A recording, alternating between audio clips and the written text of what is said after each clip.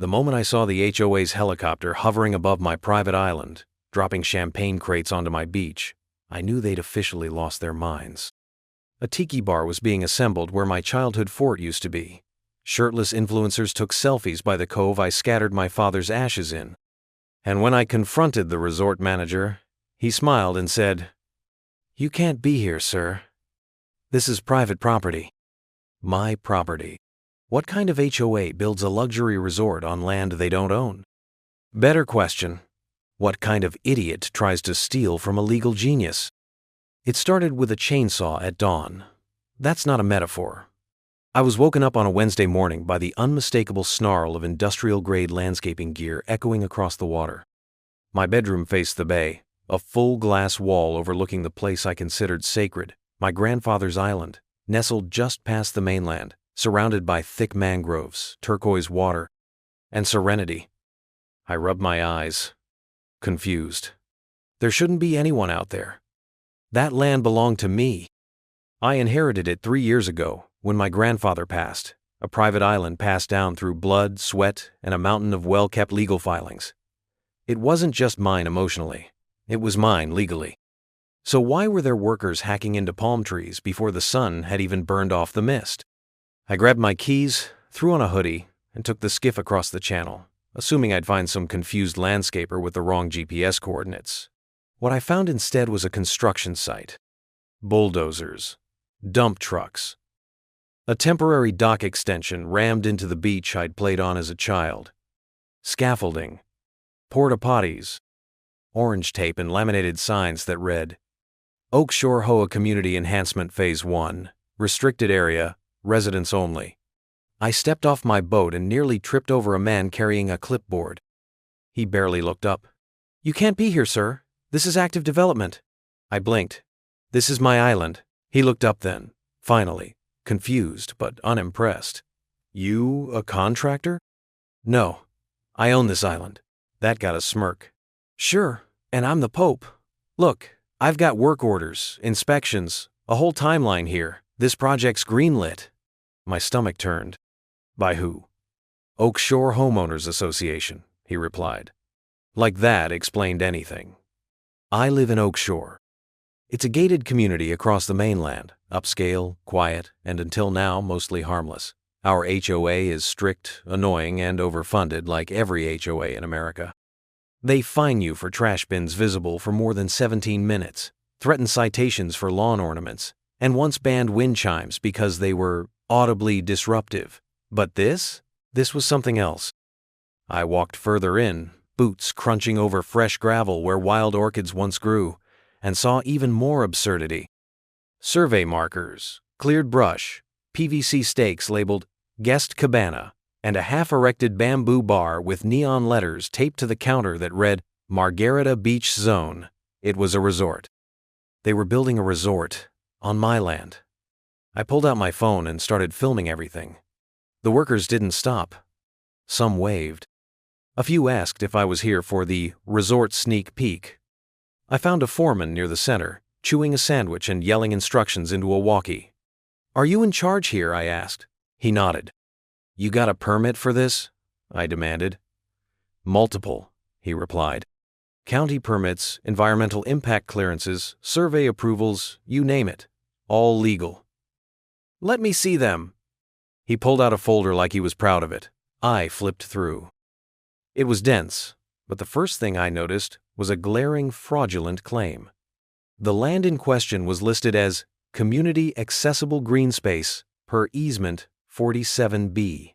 My mouth dried. This isn't a green space. This is privately owned property. The name on the parcel? Not mine. The plat maps had been altered to reference a dummy holding corporation called Baywell Trust. I'd never heard of it. I went home, furious, and pulled out every deed, every survey, every notarized document I'd inherited from my grandfather. The island, Parcel 93A, had a pristine paper trail, uninterrupted for 60 years. The title, held under a family trust, was airtight. My name was on everything.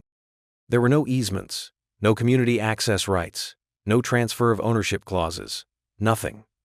So how the hell had they built all this? The next day, I went straight to the Oakshore HOA office. Clean marble floors. A front desk staffed by a woman who looked like she'd once been a prison warden. "I need to speak to someone about a construction violation," I said. "Do you have an appointment?" "No, but they're building on my property," she typed slowly, unimpressed. "Name?" I gave it. She frowned. "You're not listed as a stakeholder in any of the active projects." "Because I own the land you're building on." That got me escorted to a glass-walled office where a man in a linen shirt and loafers, Gary, the community expansion liaison, offered me cucumber water and told me to take a breath. "It's a misunderstanding," he said, hands steepled. "We received authorization for community use of that land through a public trust lease, completely legal, all vetted." "Vetted by who?"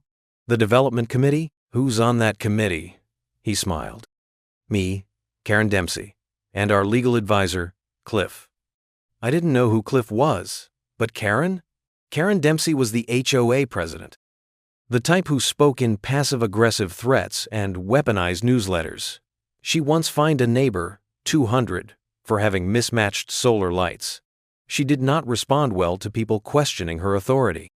"You forged paperwork," I said. "You're building on my island." Gary raised an eyebrow. "According to our records, that land falls within the extended Oakshore Reserve area. The paperwork's been filed with the county." I left. I drove to the county clerk's office, waited 2 hours, pulled every document tied to Parcel 93A. That's when I found it, a newly filed easement, time-stamped 4 weeks ago, that claimed the land had been acquired by Baywell Trust and leased to the Oakshore HOA for recreational purposes. The signature on the authorization form? Mine. Or rather, a forgery of mine. They'd faked a transfer. Not a total sale, just an access lease. Clever. Subtle. Meant to fly under the radar. But it was fraudulent. Completely. I went to the assessor's office next. Confirmed the tax ID, the payment history, the owner of record status. All of it still pointed to me. Which meant what they were doing wasn't just civilly wrong, it was criminal. But when I tried reporting it to the county sheriff, I was told, "That's a civil dispute.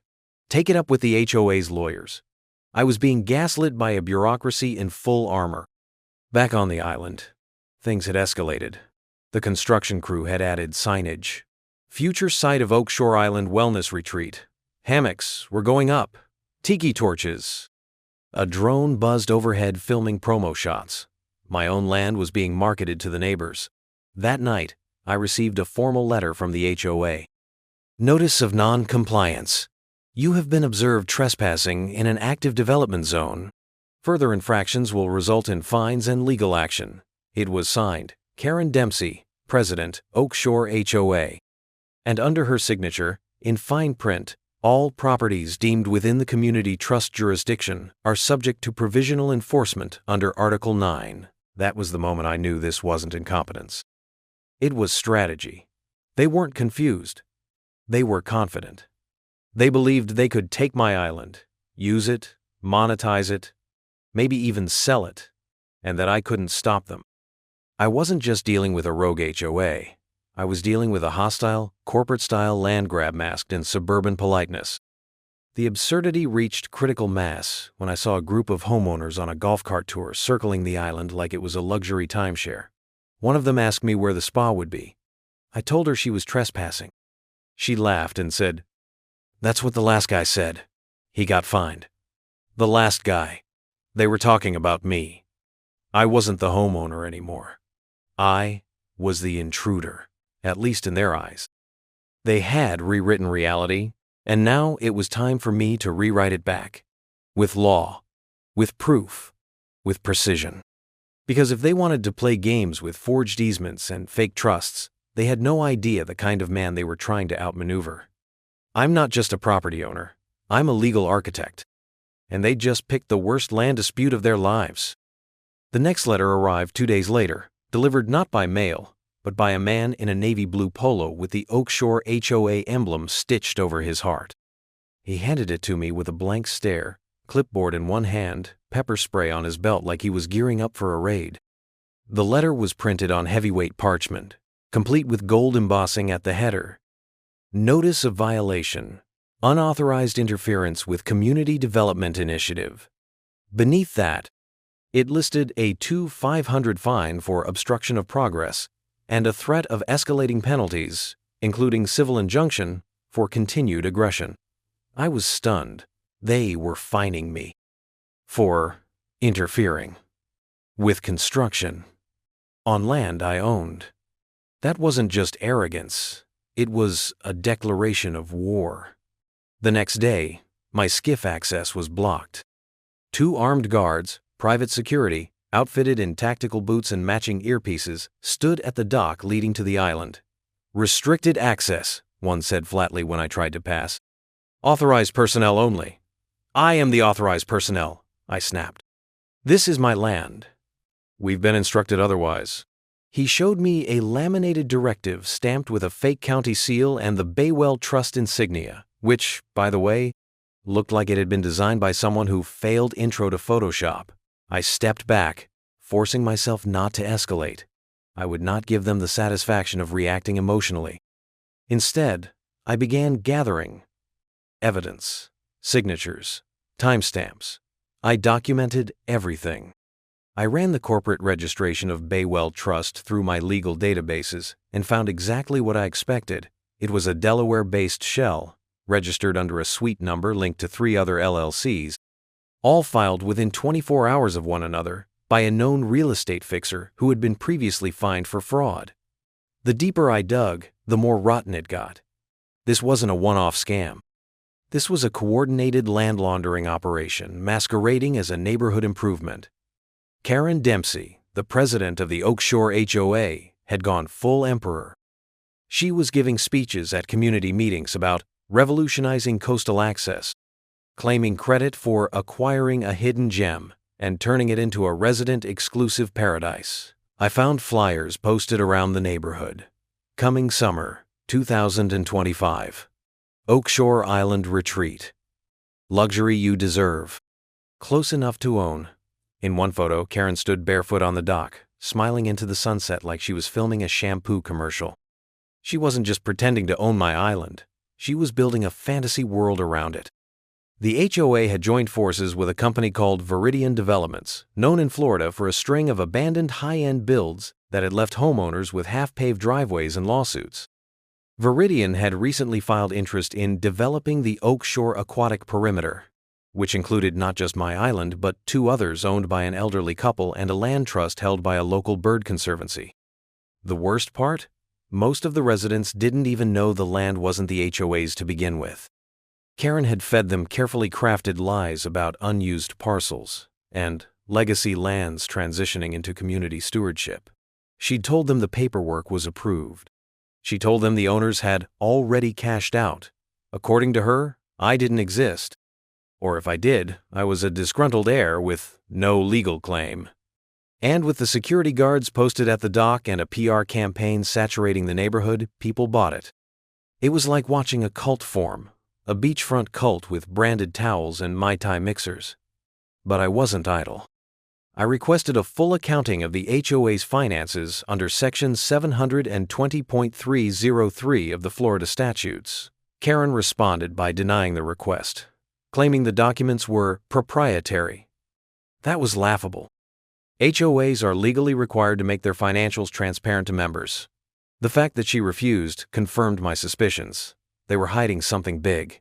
I began tracking the flow of money. Using a network of open records requests, data leaks, and legal filings, I followed a trail from Oakshore's general fund to a discretionary community improvement subaccount, then from there to a consulting fee issued to Viridian Developments. The amount? $2.6 million. It was supposed to be used for design planning, but the invoices were vague, with line items like vision blueprinting and peripheral logistics enhancement. Translation: they were siphoning money into a slush fund to build their fake paradise. I found that Karen's husband, Stephen Dempsey, just happened to be on Viridian's advisory board. She hadn't disclosed that. I pulled his financials, public records from a messy divorce years back, and saw a pattern. Every time Karen launched a new HOA project, Stephen's business accounts grew. Meanwhile, Karen had begun personally emailing residents about buy-in opportunities for early access to premium cabanas and marina parking spaces. They were selling shares on my land. By week 3, I received a cease and desist from the HOA's lawyer, threatening legal action if I continued to harass staff or defame the association's development arm. The irony made me laugh out loud. They were building a resort on stolen land and accusing me of defamation? The only reason I didn't drive to the HOA office and start shouting was because I had something better than volume. I had precision. That night, I filed 4 separate legal notices, one to the county zoning board citing improper use of a residential easement, one to the Department of Environmental Protection regarding unauthorized land alteration in a protected marine zone, one to the IRS flagging the HOA for improper 501(4) activity due to commercial development, and one to the Attorney General's office for investigation of real estate fraud. And then I waited. But I didn't wait quietly. I leaked parts of my findings anonymously to a few key residents, screenshots of bank transfers, photos of forged signatures, a copy of the false easement filing. Within days, murmurs started circulating. One neighbor pulled me aside during a community barbecue. "Did Karen really fake your signature?" Another whispered, "They said this was all approved, but now I'm not so sure." That was the first crack in her facade. But she didn't slow down. In fact, she doubled down. The island was now under 24-hour security. They brought in a golf cart shuttle for resort guests to preview the island. Construction sped up. A shell of a villa emerged in the center. It looked like a set piece from a low-budget tropical soap opera, all fake bamboo and glass tiles. I heard Karen had started calling herself the vision steward in board meetings. The HOA minutes were scrubbed of dissenting voices. Any mention of the ongoing dispute was struck from the record, and every week, more violations arrived in my mailbox. 150 for public disorderliness, 300 for threatening the integrity of HOA-managed lands. One even fined me, 500 for verbal trespass. I didn't even know what that meant. Still, I refused to blink. I tracked down the contractor handling their real estate title work and posed as a county representative doing routine compliance audits. He was loose-lipped. Told me the title for the resort land had just been cleared up, and that Viridian was preparing to flip the development to a luxury travel conglomerate pending final construction. That told me everything I needed to know. They were planning to sell my island. Not lease it, not share it, sell it. I knew exactly how they'd try to do it too. Viridian would take a fake lease, inflate its value, use fraudulent signatures to simulate legitimacy, and wrap the whole thing into a development rights bundle. That bundle would be flipped for tens of millions.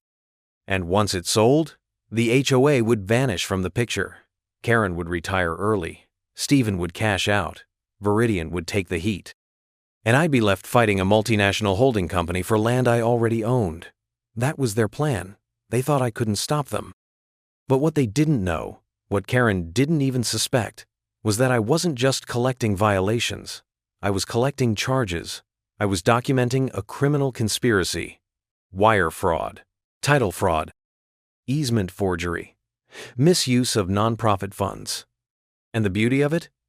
Every email, every notice, every attempt to silence me was more evidence, more rope for their own noose. They were too busy building a fantasy empire to see the net tightening around them. Let them keep going. Let them lay every tile and hang every chandelier. I wasn't going to tear the resort down. I was going to buy it, right out from under them. And when the ink dried on that sale, that's when they'd realize just how badly they'd underestimated the man they tried to erase. I didn't cry when they forged my signature. I didn't even cry when they built a fake spa over the freshwater spring I used to drink from as a kid. But I did cry the day I stepped onto the island and found my grandfather's memorial stone shattered into 6 jagged pieces, half buried beneath a pile of synthetic sandbags. It had been a simple thing. A gray granite marker with his name, dates, and a quote from one of his favorite poems. "The tide returns what time cannot." That was gone now. Bulldozed. Cleared to make room for a goddamn volleyball court. I stood there in silence for a long time, breathing through the kind of fury that numbs your fingertips. Then I turned and saw the dumpster. It was bright orange, dented on one side, and slapped with a white sign that read, "Non-compliant debris, disposal in progress." Inside, I spotted something that stopped my heart cold. The rusted weather vane from the roof of my grandfather's tool shed, the one he used to say always pointed true. Next to it was a carved wooden buoy I'd made in middle school, painted red and gold, with my initials etched on the side. A ceramic lantern from the garden.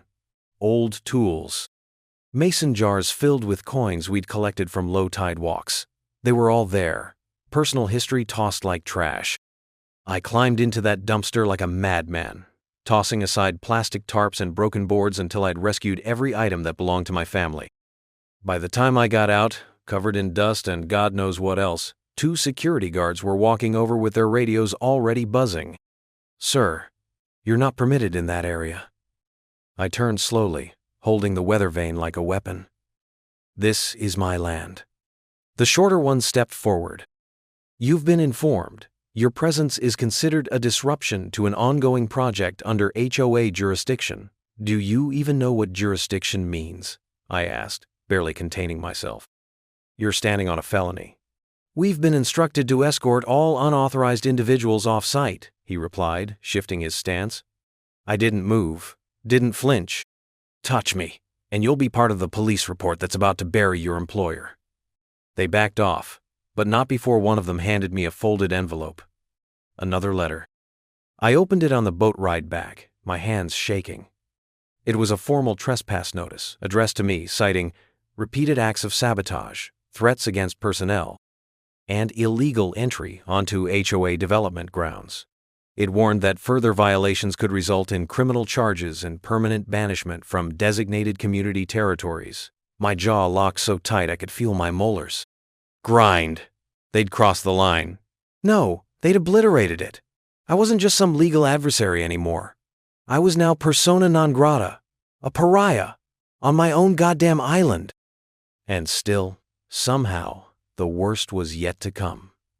That night, I drove straight to a friend who worked in private finance, someone who owed me favors from a past case.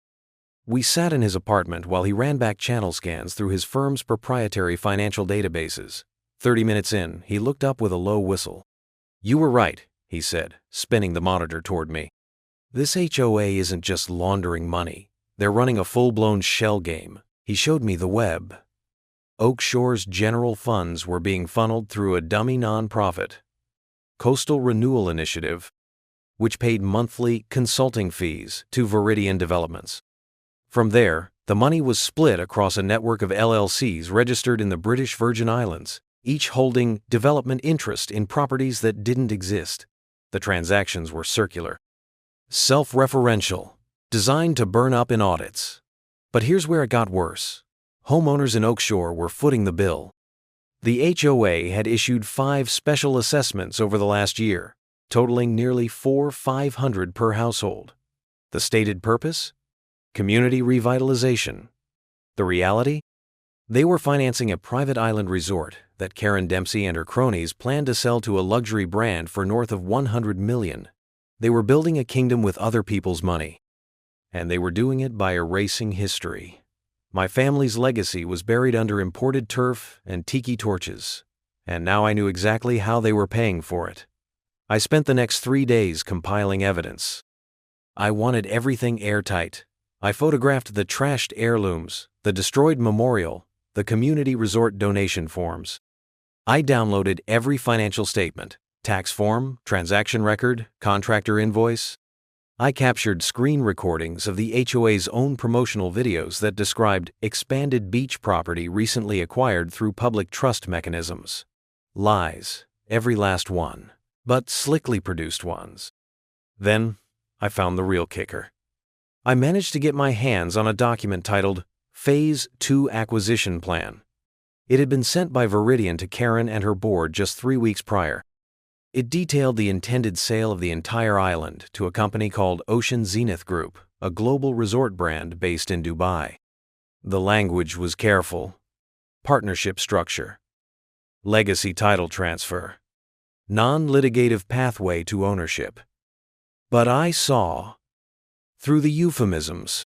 They were planning to sell the entire island, my island, under the pretense of expanding community assets while pocketing the difference. Karen had even annotated one section with a cheerful note in the margin. Steven says they'll cover the bribe if we close fast. I couldn't believe what I was reading. This wasn't just civil violation. This was racketeering, mail fraud, money laundering, real estate theft on a scale that could take down a city mayor. I sat back in my chair and stared at the monitor, heart pounding. This wasn't a war over property lines anymore. This was about legacy, about theft so profound it tried to rewrite history itself. I remembered the way my grandfather used to walk the shore of that island, humming sea shanties, carving driftwood with his pocket knife.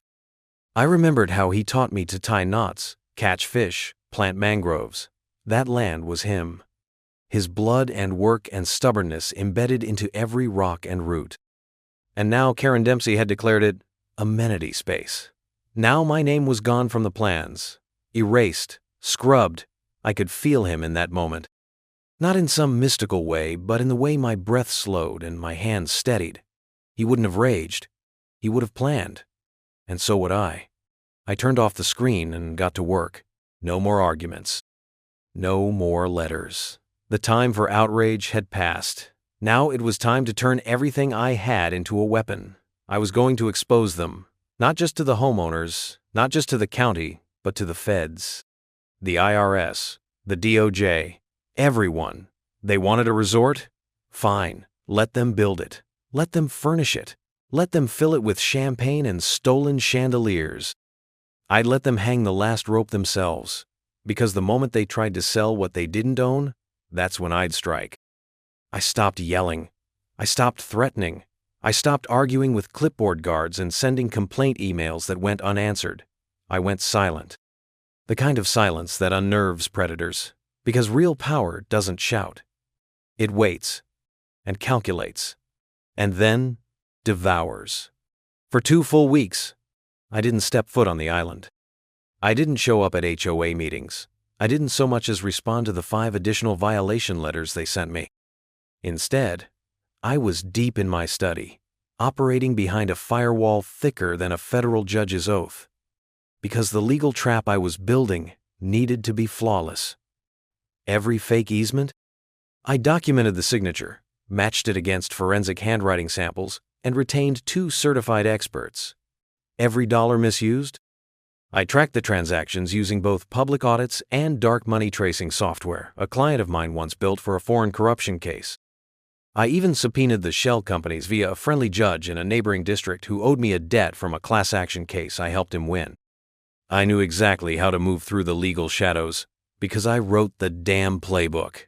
But the real masterstroke wasn't legal. It was psychological. Karen Dempsey wanted to feel invincible. She was drunk on power and money and public praise. That meant she was vulnerable to one thing: greed disguised as glory. So I created someone who could deliver both. His name was Elliot Vanderlane, a fictional billionaire from Aspen who had acquired 37 eco-resorts across the Atlantic Basin and was seeking an exclusive buyout of underdeveloped heritage land with growth potential. The kind of man who wore hemp suits and paid in wire transfers. I built him out meticulously. Fake articles, social media presence, a website with fabricated interviews and glowing testimonials. I hired an actor through a firm that specialized in high-end deception work, former intelligence types who knew how to play rich and predatory with a soft environmental edge. Elliot had the look. Tall, bronzed, with just enough arrogance in his walk to make Karen drool. He reached out via email with an offer that would make any grifter's eyes roll back. An $85 million expedited acquisition proposal for the Oak Shore Island retreat. No inspections. No contingencies. Just a fast, clean exit. The moment Viridian got wind of it, they pounced. I watched through encrypted back channels as the documents flew back and forth. Karen chaired an emergency board meeting to approve the initial acceptance. Elliot's fake attorneys asked for land title confirmation, easement validation, and tax status. Karen's side provided everything: Forged, of course, thinking they were outmaneuvering a corporate whale who wouldn't bother digging. They never realized they were speaking to the very man they'd spent months trying to erase. I layered the trap in legal steel. The shell company making the offer, Blue Ridge Pacific Holdings, was real in all the ways that counted. Registered in Delaware. Funded with a short-term bank loan secured by my own trust. With no connection on paper to me whatsoever, I added layers of indemnity and merger clauses to the acquisition papers, standard-looking fluff that was actually surgical. Paragraph 14.3 in particular was my favorite. Buyer assumes all prior liability, except in the case of provable fraud committed by seller regarding title ownership. That line was the ticking bomb. Because once they signed, and I revealed the fraud, the sale would trigger civil immunity for Blue Ridge, me, and drop every ounce of legal exposure directly into Karen's lap. The closing was scheduled for a Saturday. Karen showed up wearing a linen pantsuit and pearls, looking like she'd just stepped off a yacht. Stephen trailed behind her, pretending to be important. Viridian's team acted smug, and Elliot Vanderlane, or rather, the man playing him, walked into that room and turned on the charm like a death ray. "It's rare I fall in love with a piece of land," he said, sipping espresso. "But the energy here? Transformational." Karen nearly blushed. "We've cultivated something truly unique," she replied, not realizing she was giving a TED talk to her own executioner. Over the next hour, the signatures flowed. She laughed, flirted, talked about her plans to buy a vineyard in Italy. She didn't read the fine print. None of them did. They were too busy counting imaginary money. At 3:42 p.m., the final documents were signed. Wire transfer initiated. Control of the island, in their minds, shifted officially to Blue Ridge Pacific Holdings. The party began immediately. Karen popped champagne. The Viridian rep posted a cryptic teaser on LinkedIn. I received an invite to the Island Legacy celebration set for the following week. That night, I sat in my kitchen with the original deed to Parcel 93A, laid out before me, my grandfather's signature, the county seal, the trust designation. Every square inch of that land legally protected, never transferred, never sold, and now fully under my control again, not just emotionally, but legally, financially, operationally. Because the HOA hadn't sold a resort, they'd sold my property, fraudulently, and they'd taken the bait so perfectly that it was almost art. I forwarded all sale documents, financials, and communications to the State Attorney General. Attached, a detailed memo outlining the forged easements, the financial laundering, and the direct connection between Karen, Stephen, and Viridian. I included screenshots of Karen's own annotations, especially the "they'll cover the bribe" one. By Tuesday, subpoenas were flying. A state-level investigation was opened into Oakshore HOA's operations. The IRS began sniffing around their Community Improvement Fund. The Environmental Protection Department launched a probe into unauthorized development in a marine protected zone. And Karen? She still had no idea. Because the sale hadn't officially closed in her mind, the wire was still processing. It wasn't until Friday morning that the bomb dropped. Blue Ridge sent an official termination letter. The reason?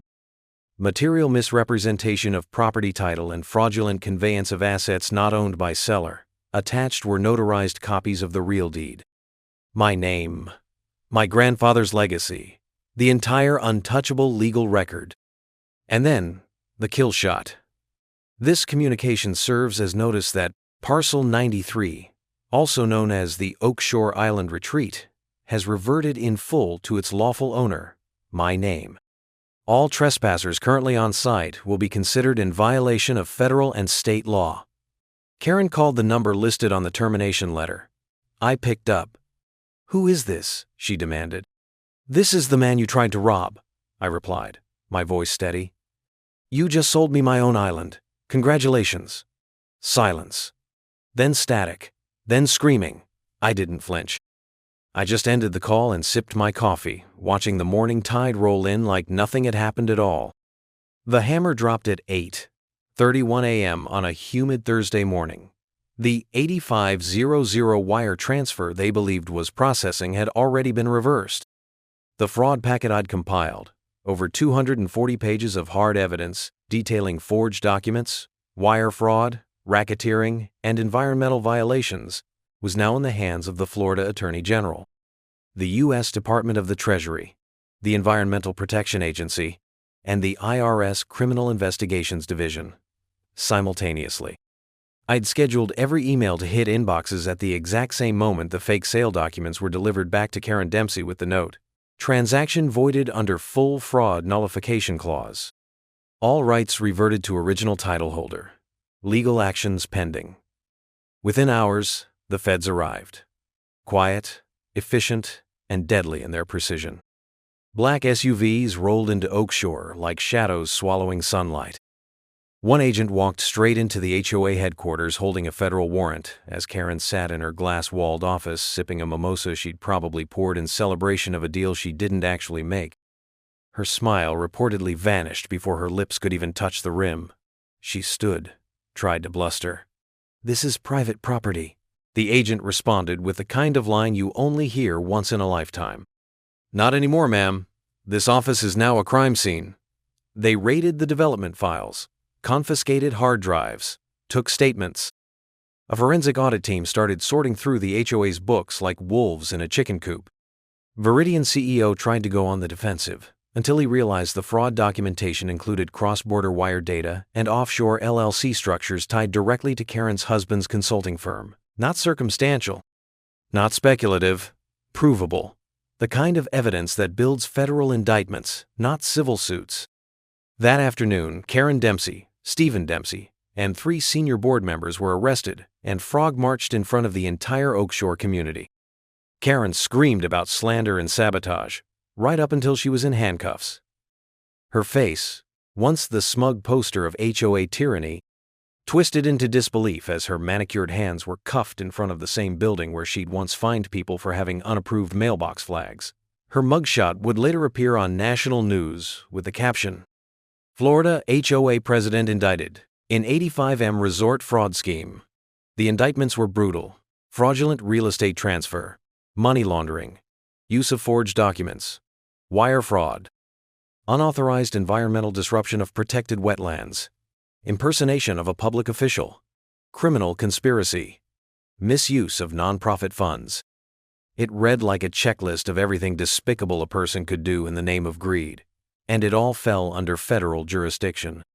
Because their fake trust lease involved out-of-state wire transfers and offshore accounts, Karen's empire crumbled before the ink had dried on her own lies. The best part? All of the homeowners she'd manipulated, the ones she'd bled for community improvement fees, were now furious. They'd been duped into paying for a fraud palace, and now they were demanding restitution. I helped them file a class action, free of charge, just for fun, but I wasn't finished. With the island legally back in my hands and the HOA disbanded under court order, I moved fast. The land had already been improved, sure, but what Karen didn't understand was that even her half-finished nightmare held real value if pointed in the right direction. So I made one more call. A real one this time, to a luxury eco-development group I'd worked with once in a coastal restoration case. They had the money, they had the ethics, and most importantly, they had the respect for what this land could truly become. The deal closed in under 3 weeks. Clean, transparent, final. I sold the island, this time for real, to the actual buyer for $85,000. Full disclosure, proper filings, all legal, no shell companies. The island would become a protected eco-resort and wildlife sanctuary, with a portion reserved for community education programs in sustainable marine biology. My grandfather's land wasn't just safe, it was eternal now. His name would sit on a plaque overlooking the water, not under a volleyball net. I kept a small portion of the island for myself. Just one little bluff, where the wind hits the edge of the trees and the bay opens wide into the Gulf. I built a single cottage there. Simple, strong, with the original weather vane turning lazily on top, pointing true. I donated $10 million of the sale proceeds to the state's Environmental Protection Trust, specifically earmarked for mangrove restoration and small island preservation. Another $2 million went to a legal fund to help homeowners fight abusive HOAs across the state, because if they thought this was just about me, they never understood who they were dealing with in the first place. This wasn't revenge. This was reclamation. Reclamation of land, of truth, of legacy. And one morning, 2 months after the last indictment had been filed, I stood on my deck with an espresso in one hand, watching the sun burn the mist off the mangroves. Peace doesn't announce itself. It just arrives. Quiet, real, the kind that wraps around your bones and whispers, "It's over. You won." There are no more tiki torches, no more golf carts, no more fake easements, just wind, salt, and silence. The kind my grandfather loved. They tried to steal everything he built. But what they didn't realize, what they never saw coming, is that you can't beat a man who knows the law better than you know your lies, especially not on his own ground. Karen's resort is gone. Her name? A punchline. Her legacy? Dust. Mine? Still standing. Like the island, like the truth, like justice.